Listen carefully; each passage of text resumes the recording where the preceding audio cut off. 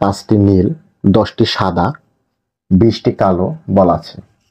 দৈব চয়নের মাধ্যমে একটি বল তুললে সেটি সাদা না হওয়ার সম্ভাবনা কত?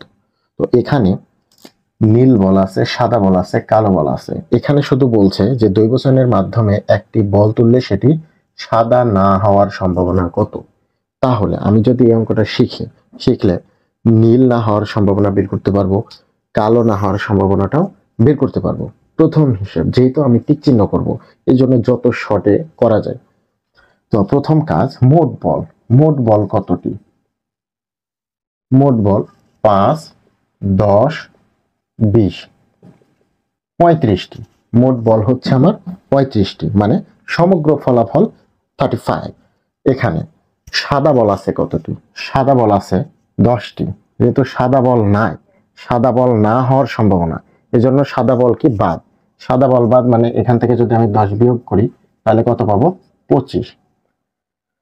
এক্ষেত্রে প্রবাবিলিটি, সম্ভাবনা কি হবে? অনুকূল ফলাফল। অনুকূল ফলাফল কত? 25 এবং সমগ্র ফলাফল কত? 35। এখন যদি 5 দ্বারা ভাগ করি, 5 5 25, 5 সাথে কত? 35। এক্ষেত্রে উত্তর হচ্ছে